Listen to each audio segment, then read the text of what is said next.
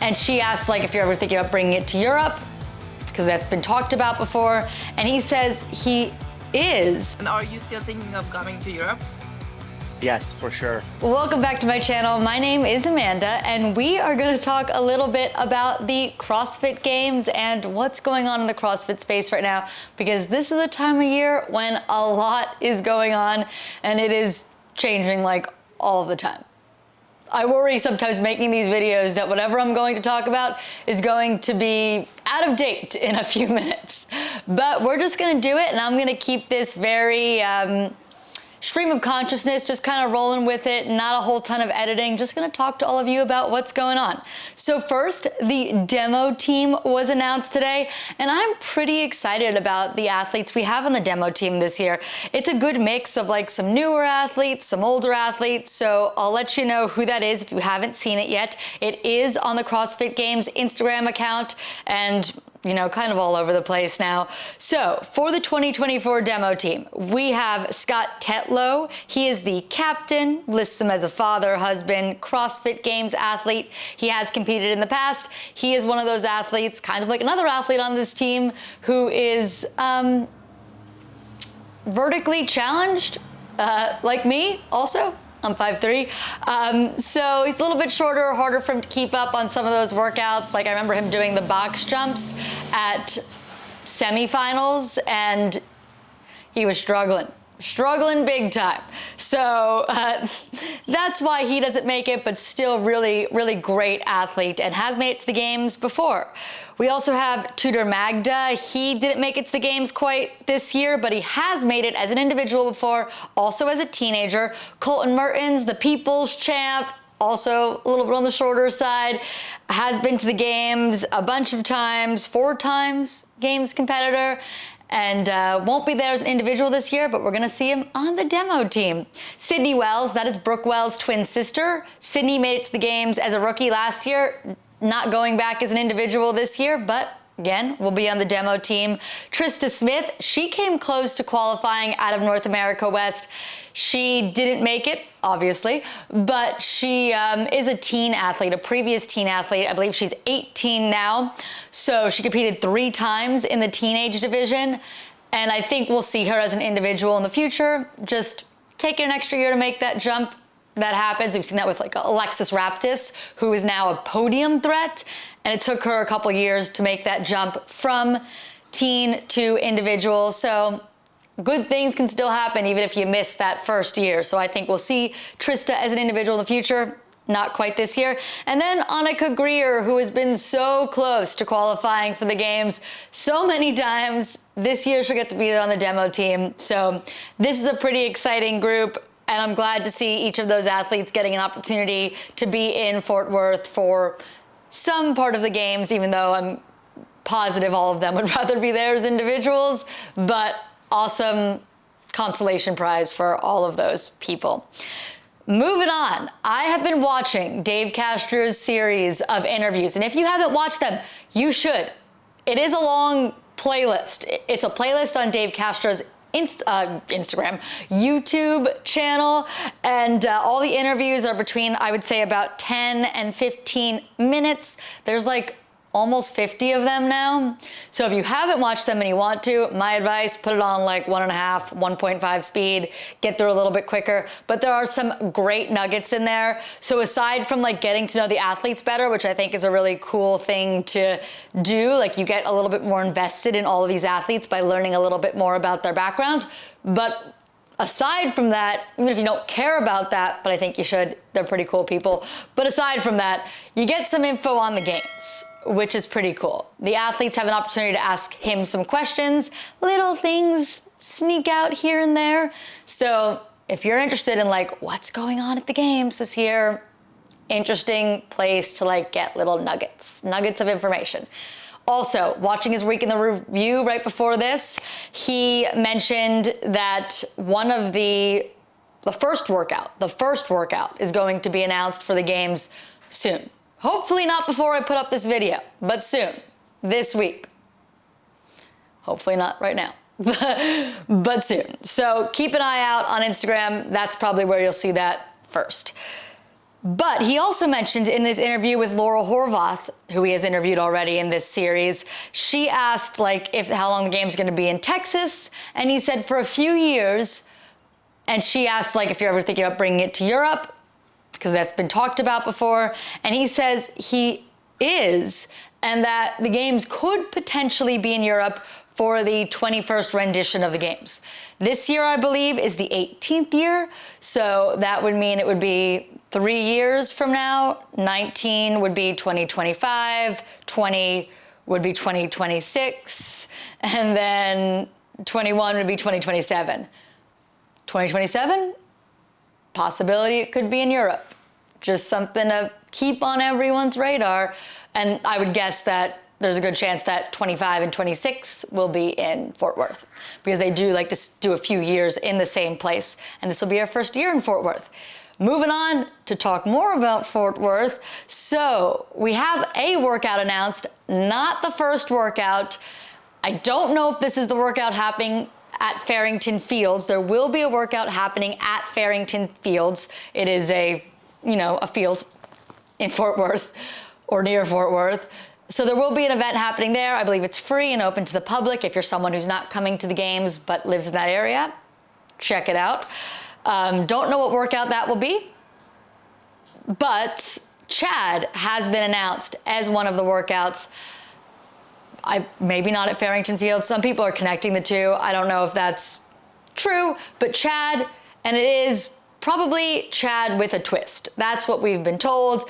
It's not exactly Chad. There will be 1,000 box step-ups, and they will have that ruck, I believe, which is 45 pounds for men and 35 pounds for women. So that is something that will be happening, but likely with some sort of different element to it. Maybe they're adding another movement in.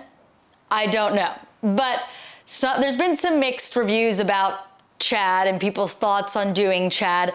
I have done Chad. I feel like it was a COVID workout that a lot of people did during that time, during 2020, when we all needed stuff to do at home.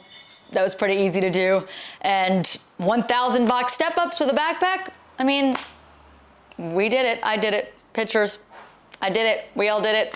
Not we all did it, but I think a lot of people did it at some point, and people have done it in their gyms. It is a memorial workout, a hero workout for a man named Chad, who was a Navy SEAL and struggled with some mental health issues and ended up losing his life to suicide. So it's a pretty important event, an important message. And I know a lot of people are like, it's gonna be boring potentially to watch, but one, we don't know what the twist is. Maybe it's not gonna be boring at all. I don't know. I don't think it's gonna be like that marathon row. It's not gonna take them 3 hours, which is how long that marathon row took. So at least it's shorter. And it's like there's a reason behind it. There's an awareness they're trying to raise behind it. And I think that makes it really special and different than just a long workout that may not be as exciting as some of the other ones to watch. There is a real reason behind it, an important message, and an important amount of awareness they're trying to raise. So I'm excited to see it, and I'm excited to see the twist. Let's see it. Twist it up, Dave. Oh, and on that Dave thing, earlier this year, throughout the CrossFit season, I've mentioned that I think Dave Castro has a big hand in the programming. And in these athlete interviews that we have seen, shh, he just wants to say hi. This is my dog, Carson. He is named after the location where the CrossFit Games used to happen and where semifinals happened this year. Anyway, I have mentioned throughout this year that I believe that Dave Castro has a big hand in the programming. And now he has basically said that he is doing the individual programming, that when he programs, does it very independently and is very focused on it. He has talked about this in the athlete interviews, and that he is primarily doing the individual programming, and Adrian Bosman is primarily doing the team programming. There is some communication between the two, some correlation between the two, but Dave is the primary person on the individual programming for the games. And I've said throughout the season that I think this looks like Dave has his hands in all of this. He's told us. I had a feeling, and I think it was right. Just saying. Intuition, I don't know. But yeah. We've also had the cuts listed off, so we are cutting down the field at the CrossFit Games this year. All 40 will start. All 40 will do Chad. Dave has said that in some of his interviews. So every athlete will be doing that workout. That workout's not first, but early enough on for that. I believe on Saturday morning, they will be cutting the field from 40 to 30, and then after Saturday for Sunday, they'll cut it down to 20, and 20 is our final cut. I'm cool with it. Makes it exciting in the way that these athletes really have to push if you're close to that cut line. Some athletes are like, I'm not even gonna flirt with that, so no big deal. It does suck that not all the athletes get to do everything, but the game starts on Thursday. I don't know how many events are gonna be each day, but they will have Thursday, Friday, and Saturday morning, so at least no one's getting cut after like the first day or first event. So they're getting some time. And I think by the end of the weekend, those lower heats, the 30th through 40, or 31st through 40, on Sunday when they have those, like, people aren't watching that. So, you know, I think it's fine. I think it makes sense. Another thing Dave has been talking about so much in these interviews, cycling all the time. He's asking everyone about how they feel about cycling at the games. I don't exactly know what to make about that, but letting you know that that is something he's talking about. Maybe we should assume cycling is going to be in it this year. I don't know though, because cycling was very big in Madison, but part of that was because they had the help of Trek, who has facilities there and stuff, and was providing the bikes and things like that. So I don't know if they have that same connection with another company in Fort Worth. So maybe he's talking about it, testing it to see if we do skip it this year, do the athletes feel like this needs to be in the coming games? They need to figure that out for the future. I'm a little bit iffy on whether we're going to see it this year, cycling on a actual bicycle. Maybe like, you know, on a assault bike, C2 bike, sure. But I just don't know if they have the resources in Texas yet to provide all those bikes like they did in Madison. Maybe that's why he's bringing it up. I don't know. Swimming is also another thing he's talked about a whole lot. And I think we could very well have a swim in Fort Worth. There's got to be pools around there, lakes, something. I think that swimming is going to make its way back. It wasn't in last year's games. That was surprising. It's been in a lot of games. It's been in the games that Dave Castro has programmed. So I think we're going to see swimming again. I just don't know what capacity, but I'm guessing we're going to see swimming at this year's games. Cycling, I'm a little bit iffy on that one. Another thing he's asked quite a few athletes about, and Luke Parker didn't know what it was, Cindy. Cindy is one of those names workouts, one of those workouts that a lot of people who have been CrossFitting for a long time, who have been CrossFitting a decade plus like I have done that workout at some point. And I think a lot of people have done it in some capacity without even realizing it, because a lot of people partition Murph in Cindy fashion. And that would be 5 pull-ups, 10 push-ups, 15 air squats. That is Cindy, and for Cindy, it is 20 minutes of that rep scheme, as many rounds as possible. That is Cindy. A lot of people partition Murph up into the Cindy format, so you're not doing all those reps, 100 pull-ups back to back. So Cindy, something that's been asked about a few times to a few different athletes, so I think there's a chance there's something Cindy related. Carson, I'm recording a video. I think I mentioned this, but editing in a limited way this time. So you're just gonna have to deal with Carson saying hello. He's just saying hi to you. But I think Cindy could be something that we possibly see in some format at the games. I don't know if we'll be seeing straight up Cindy, but we could see parts of Cindy, a souped up version of Cindy. I don't know. Another thing that's come up a whole bunch. Also, Karen. He's asked a couple athletes about Karen. Bruno Marins, and he also asked Danny Spiegel if they've done Karen Unbroken. I don't know why it's coming up, but it's coming up. Just reporting the facts and what I heard. I'm also wondering if we're going to see multiple scored events at Farrington Fields. People have asked about this in that interview with Dave Castro, the athlete interviews. People have asked, are there gonna be multiple scored events? And he's like, I don't wanna say too much. I guess saying either way is given like a hint. I just think there's a chance that maybe there are multiple scored events, and he just doesn't want to let on to it yet. And I think if they're renting the spot and they're going to allow people to come to that without games tickets, that maybe they are going to do multiple things, just give people like a real good look at like what CrossFit is if people are coming by who maybe just happen to hear about the event in the area and don't really know a whole ton. So I think having multiple events could be a good way to utilize that space and to expose more people to CrossFit possibly. So I think that's a possibility. I also want to say Dave is doing such a good job at getting out these athlete interviews. When he first mentioned doing 80 interviews, I was a little bit like, I'm not sure if he's gonna get through all these, but he's killing it. And I think like he's just doing them with limited to mostly no editing or almost no editing on these videos. Some of them in a pretty obvious way when things go wrong, he just like lets it roll.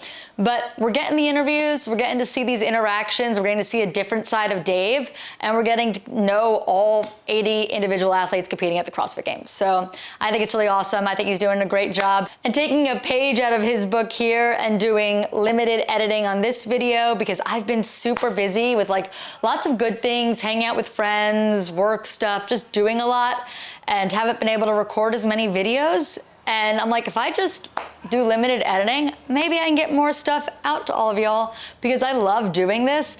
And I would do more lives, and maybe I will. They just don't get promoted by YouTube as well for my channel because I don't do a ton of them. Someone like Savan, who does primarily or almost exclusively lives, YouTube pushes that stuff. YouTube doesn't push my lives like they push my regular videos. So I like people to see these videos, and I like to interact with all of you in the comments and have you actually see these. So sometimes recording a video is just better for more people to have the opportunity to watch it versus doing a live, but I might do some lives. I love doing this and I love interacting with all of you. Sometimes it just takes a lot of time to do the videos, so I'm trying to streamline things so I can get more out to you as we get closer to the games and we have more stuff going on and things are changing more quickly, and I want you all to see these videos and I want to interact, and I love doing this. I've said that, but I just want to emphasize that. So might do some more limited editing like this video so I can get things out to you and we can all talk about the games, because it is like a month from today. And we're here. Games time. I'm excited. So more videos to come. I always forget to say this early on in the video, which I should, because that's what's gonna get the most people to do it. But if you made it to this part and you're not subscribed, please subscribe to my channel down below, leave a comment, like the video, and I will see you in the next one. So will Carson. He's actually laid down and not barking now, and we're done. So I appreciate you all. Bye.